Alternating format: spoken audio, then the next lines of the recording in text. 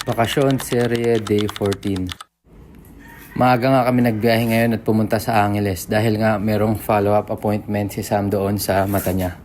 Kaso nga lang, maaga pala kami dahil 1 PM pa daw yung appointment niya.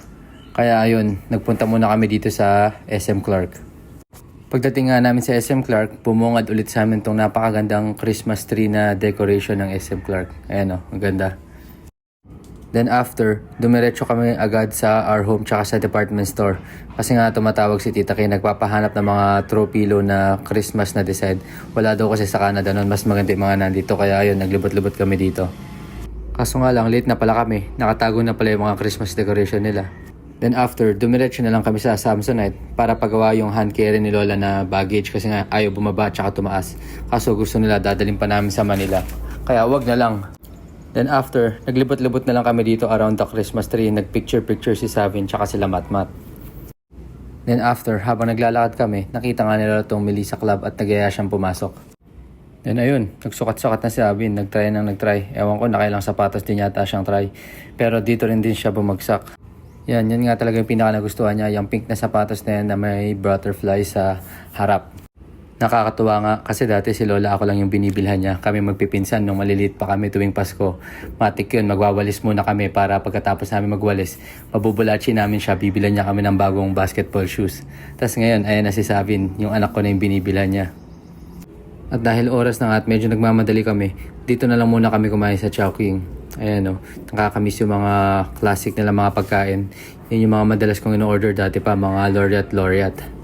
Then habang pauwi kami, nakita nga ni Savin tsaka ni Matmat tong fan bus. At ayun, napilit nila kaming isakay muna sila dito. Buti na lang 5 minutes lang to around the SM.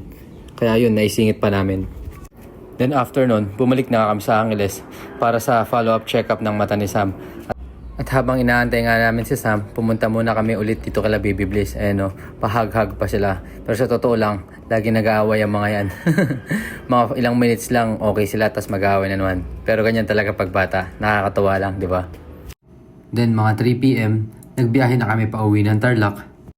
At dahil hapon na nga at nakaramdam kami ng konting gutom, ayun, dumaan muna kami dito sa Cafe Josefina. First time nga namin dito nila Sam kasi nung last uwi namin nung 2019, wala pa yata to. Ang ganda nga ng ambience dito, ayan o, meron silang parang mini pond, may mga isda-isda sila dyan. And nga pala yung in-order namin, nag-order lang kami ng pizza, ng pasta, ng iced coffee, matcha at saka frap. Yan nga, lately sa sobrang init dito, medyo na-addict ako sa frap. Then ayun, naglakad-lakad lang ng konti, nag-picture-picture, tapos umuwi na rin agad kami. At dahil maaga pa nga, ayun, biglang nagkaayaan sa bahay. Pinapunta namin yung mga kapatid ni Sam. Sulit nga itong bagong pinagawa na parang coffee bar ni Lola. Naging inuman bar na eh.